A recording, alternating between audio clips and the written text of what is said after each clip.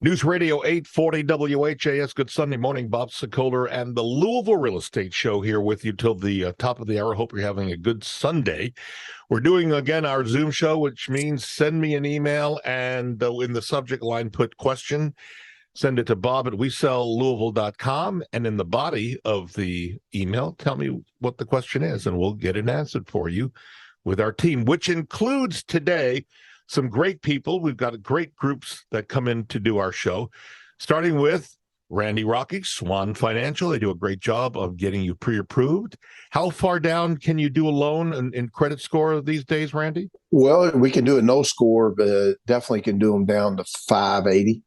580 is Yes. very good for somebody who needs credit help. Randy at Swan Financial, 645-0736. Also here, Chuck Crosby, the Crosby Law Offices. And you can reach Chuck anytime at 499-6360. You can choose the closing attorney you want to use, and Chuck is without question one of the best in the business. Chuck, you can get a loan closed from someone approaches you. You can get it closed how quickly? Well, it depends on whether it's cash or not. If it's cash, a couple of days. There you go. That's not bad in this world. Yeah. So let's start with the top story. Fed making the announcement this past Wednesday, rates, short-term interest rates going up 0.75 basis points. So, Randy, how does that translate to the average person? What does that mean? Because these are short-term rates. How does it affect mortgage rates and what's happening? NMLS number 26362. I want to first of all thank you and your staff, Bob. The experience on selling my home was absolutely phenomenal, and I cannot thank you enough for all your hard work and your My staff. pleasure. You're incredible. Not a problem. Back to rates. The short-term rates going up actually should stabilize long-term rates and keep us. We have a 3-1 adjustable arm. Marry your house, not your mortgage. We have it at 3.5%. 3.5% APR, about 3.62. We just came out with this product, and yes. 5-1 arms are 4%. So we're very excited about APR 4.12. We're very excited about that. But what has happened in the 30-year fixed mortgage market is it stabilized it, and I think it will. I think we've gone up basically almost 3 points in the last 12 months. We're in the high fives. So, and I think now with them, they're trying to control this inflation. And usually this is really attractive for bonds when short-term rates go up. They pour money into bonds, which helps the long-term interest rates. So I think we'll be, hopefully for the foreseeable future, still in a great rate position, under 6%. It's such a confusing analogy and diagram of how short-term rates affect long-term rates in bond and stock market. I wish we could see a schematic of it, but nonetheless, let's move on. We've got a lot of questions and this an update for you. Chuck, you and I have talked about at length a month and a half or so ago, heavy storms, neighbor's tree, big tree limb fell, crushed my fence, right? So in the back of my mind, I'm thinking, okay, well, I can take all my damages and send them to my neighbor and his insurance company will pay. So I got all the damages together and I talked to my insurance guy and he says, no, not so fast. Unless you have sent a registered letter. So help us out here, Chuck. I'd have to have sent a registered letter saying, I'm worried about this tree coming down on my property. You need to do something about it. It's basically all on me. All the repairs are on me or the homeowner who's affected by a neighbor's tree. Well, the whole idea of a registered letter is kind of not actually true. That proves something. Okay, now it's not a bad idea by any stretch, but you see something that needs to be repaired or taken care of. of like that, you are supposed to tell them. Now, if it actually does come down and it does actually do damage, well, you got a harder row to hoe, but I don't know that that's a death knell for you. Now, whether or not the insurance companies will jump on it and go that way is a whole different issue. Insurance companies don't make money by saying, okay, we'll pay out this claim. Yeah. That's why you get an attorney involved, and then they start going. The rule of thumb is if somebody damages you, well, there's some responsibility there.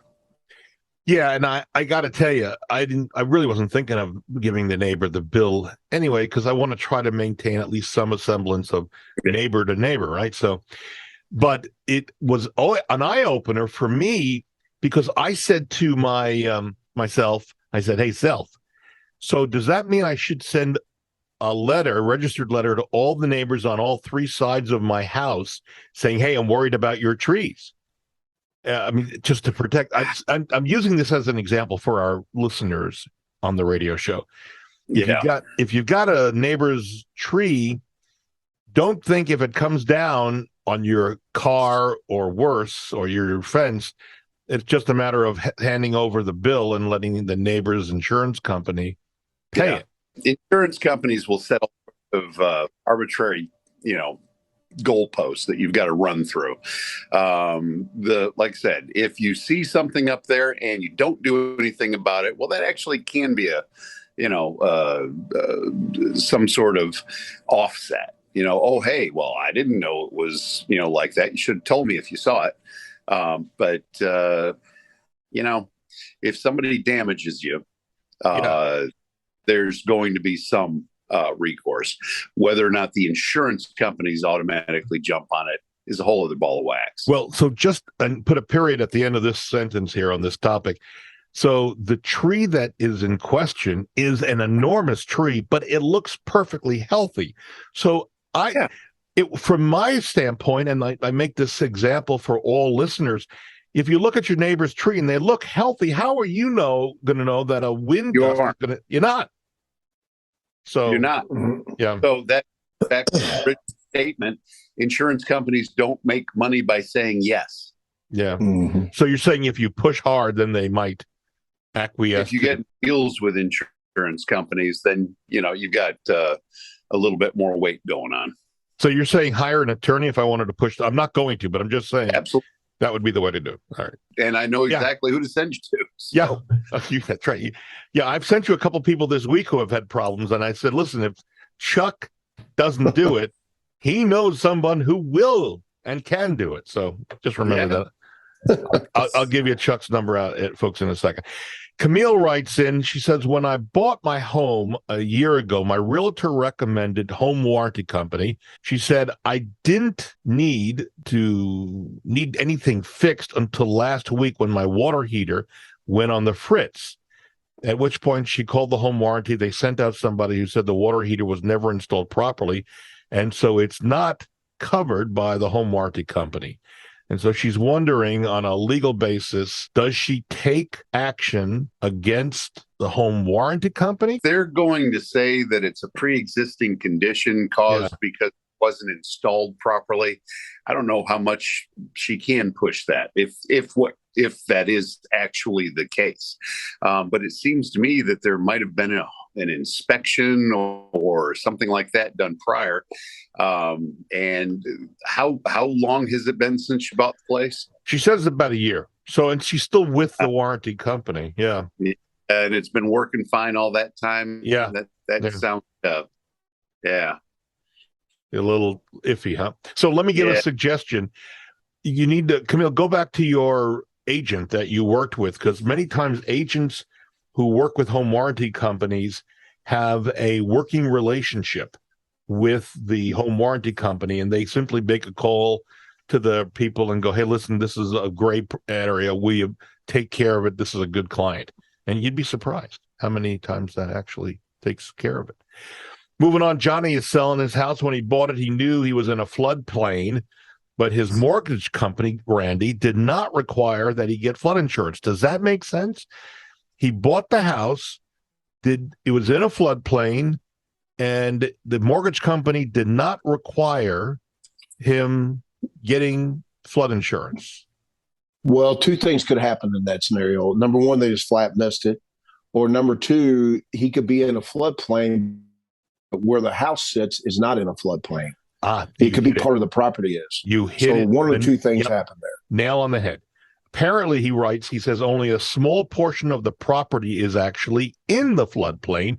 He's getting some pushback now that he's trying to sell it from prospective buyers because he has to say it's in a floodplain. So is it possible to purchase a home? So Chuck, you're in on this as well. Is it possible to purchase a home in a floodplain and not get flood insurance? I think Randy says yes. But now, Chuck, does he have to say in the multiple listing service that he's in a floodplain? Is that required? Definitely put that in there. Because something that's easily discoverable. But, if he did an elevation study or something like that, showing that, just include that with it. What you can do is just put in that part of the property is in the floodplain, but the actual home is not in the floodplain. So you're not required to have flood insurance, which is a huge difference. I mean, $200 to $500 difference in payment a month. So yes, you could just say, hey, part of it, and that is not required by all lenders I know of. If your house is not in the floodplain, then you do not have to get flood insurance. That's perfect. Use those words. And Chuck, you don't see anything illegal with that, right? By putting that in the MLS. No. All right, moving on. Fred says he moved into a home and he scheduled some deliveries. He realized that an Amazon package was stolen off his front porch. Fred's wondering, what can you do to protect yourself against, and this is not an isolated case. We're hearing more and more about porch pirates, I guess is what they're called.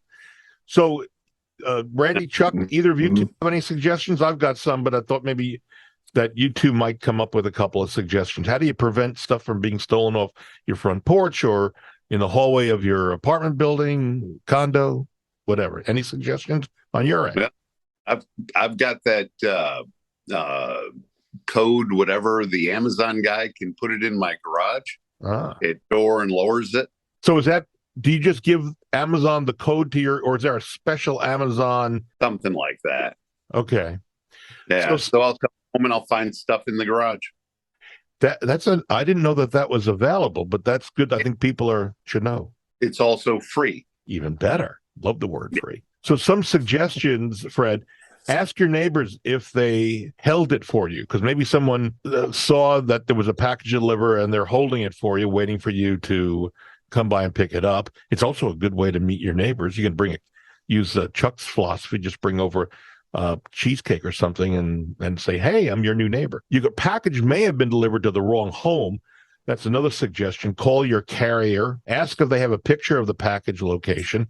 You may have already received one via email or text. Scrutinize it carefully. Make sure that it's not actually on somebody else's porch. If you look at it and you see that's the problem, then try to figure out what the other porch that it's delivered to and contact your carrier as well and let them know they put it on the wrong place. You can also contact the seller and ask for a replacement or a refund. You can report the theft to authorities, though I don't know how much they'll do. Contact your bank. Your credit card may offer purchase protection services that will refund the cost of a stolen purchase. And for future concerns, invest in ways of preventing these porch pirates, such as a home security doorbell with a camera. I don't know if Randy and Chuck, if you have one, but I've got one of the Nest cameras tied to my phone. It alerts me, and when they ring the doorbell, I also get alerted. But it keeps a video record of who's been to your house, and you can tell, right? So those are some things that could help you with potential porch pirates, because it's getting a little crazy out there. And as things change, I think we're going to see problems like that. Chuck, Jonathan writes in, he closed on his new home and last week, and the seller had 2 days to pack up and get out of the house. So there was a post-possession in place. The seller says the moving company got the dates wrong, and the seller says he needs a day or two extra before he can actually move out of the house completely. And Jonathan, who's the buyer, says, I've got painters coming in. I need to get in to get the house.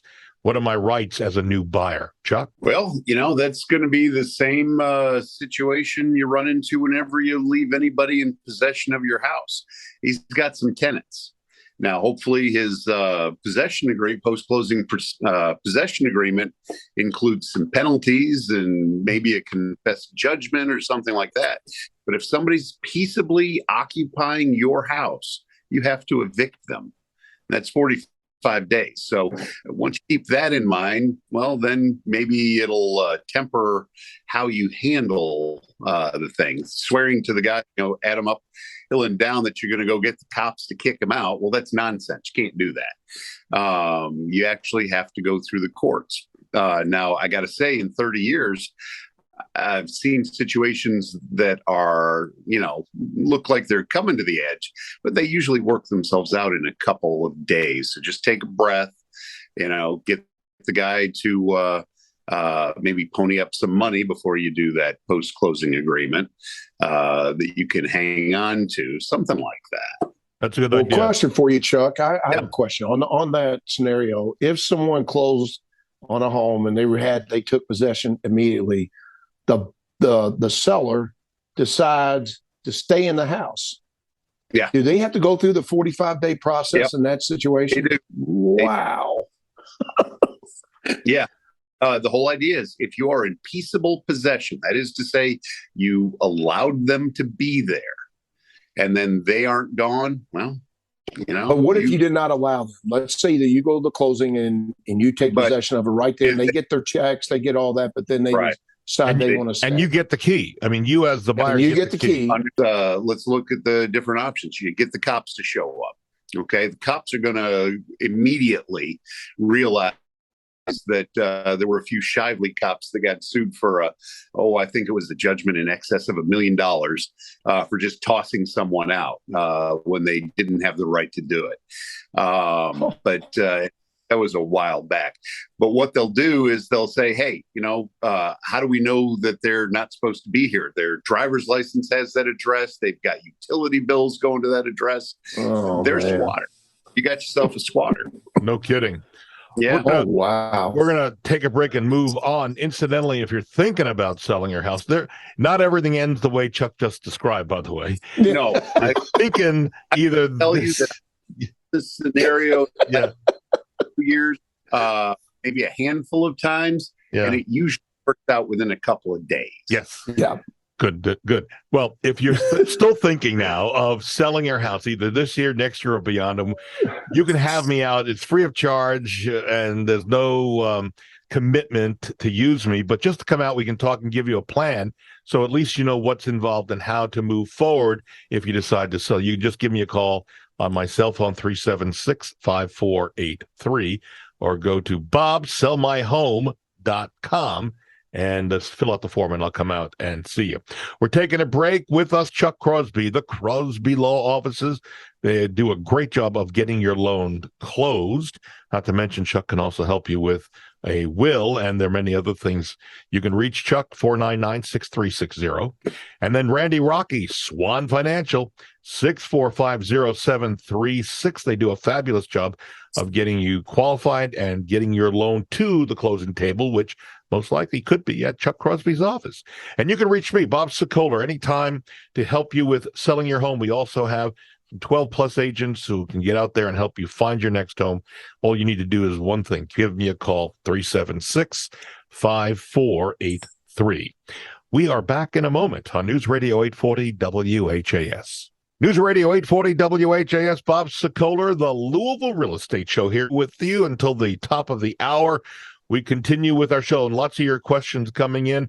Chuck Crosby, the Crosby Law Office, is staying with us, 499-6360. Randy Rocky, Swan Financial, at 6450736. And you can reach me anytime on my cell phone to help you. We'll talk about the process of getting sold at 376-5483. My thanks to Barbara Corcoran of Shark Tank fame. You may have seen her. Greg and I, son Greg, who's off today, we're going up the end of August to see her and meet with her again. Back to questions here from you. Again, we're doing the Zoom show, which means you email us the question, bob@wesellouisville.com, radio question in the subject line, and then the question in the body. That'll get it to us. Paul wrote in asking us about selling his home. He got $20,000 more than it was listed for, and was hoping the appraisal would show it was worth that amount of money and that he should be getting a check for $20,000 over list. But Paul read something about appraisal waivers tightening. Randy, he's wondering what that means. Chuck, if you have any input as well. The appraisal's next week, and maybe his house won't appraise, and will it go through? He's wondering about that. Guys? So appraisal waivers tightening would, the reason that's happened is because they're going up in value so much. But in that scenario, the appraisal usually would, if someone's putting 20% down on a house and they bought it for what they consider a reasonable number, you'll get an appraisal waiver. But anything less than 20%, appraisal waivers are very, very, very rare. So that's an appraisal waiver scenario. So they at least have to put 20% down. And with the market's going, what it's done, it makes it tougher for appraisal waivers altogether. Yeah, especially now. So one of the things that many agents are still asking for, if possible, is an appraisal guarantee. So let's say the house is listed at $200,000. And the offer that came in was $220,000, but it also includes an appraisal guarantee between the $200,000 and $220,000 that the buyer would come out of his pocket with the $20,000 if the appraisal came in low. So that's one of the things, but it doesn't sound like you've got that. Be concerned that you may not get as much as you thought. It really it comes down to what does the appraiser think the day that he or she is out there looking at the house, and we'll come up with the numbers. We move on. Chuck, Amanda writes in. She says, I emailed a while back about our homeowner association, or lack of, when we purchased the house 33 years ago. There was not one or an association fee. If there were no covenants and conditions when Amanda purchased the home, are there rules that say she has to abide by the covenants and conditions that are now in place, supposedly based on what she's hearing? That's a big ball of wax. There are, if it's a subdivision, I can almost guarantee that there are all sorts of CCRs and master deeds and whatnot like that. So it's not that they don't exist. The question is, have they passed along the way because of lack of use? Well, there's a lot of different rules that apply to that. It depends on how long that's been, et cetera, et cetera. If, however, that she's talking about new rules and regulations being instituted after she's already moved in, that's not something she agreed to when she moved in. The whole idea of having these restrictions is that you know about them, you're bound by them when you buy the property, not that they throw them in afterwards, unless they use a procedure that's already been approved. You just can't make that stuff up out of thin air. So it would be a bit of a question of fact at this point as to whether she's talking about a chicken before an egg. So what do you suggest? Her seek legal representation? Yeah. All that stuff of record, and it's easily found out. You can just look it up. It's usually supposed to be recorded in the county clerk's office.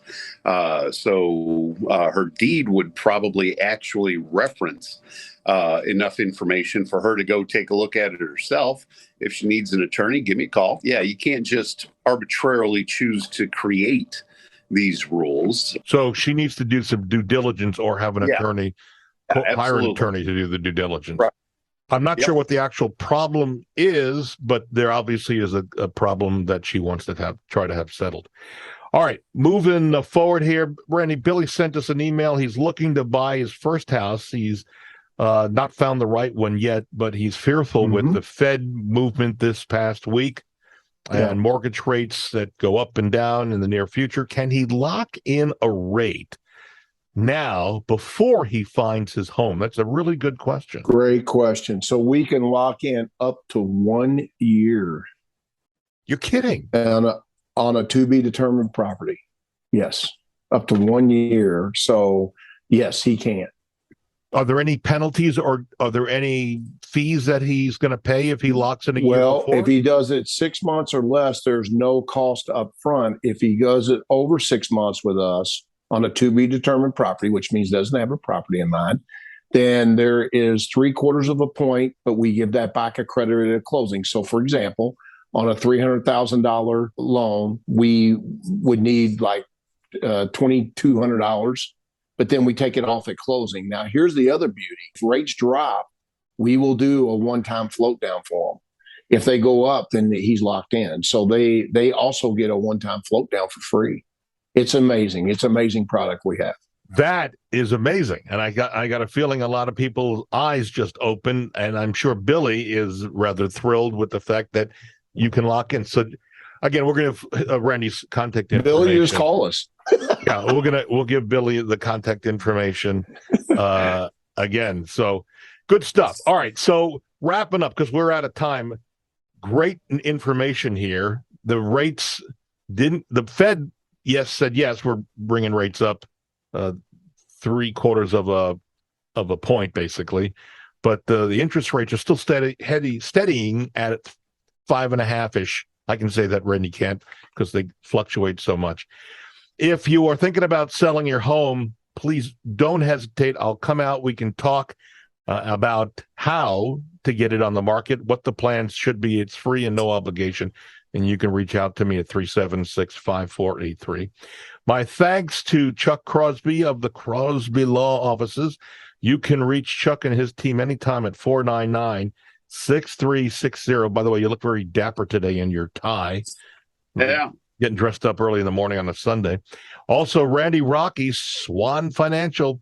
They do a great job of not only getting a loan closed to Chuck and his people, but they also have some great programs that, as you were listening a moment ago, was a pretty good, interesting insight for a lot of people, including our listeners, being able to lock in a half a year to a year before you find your home. That is good information.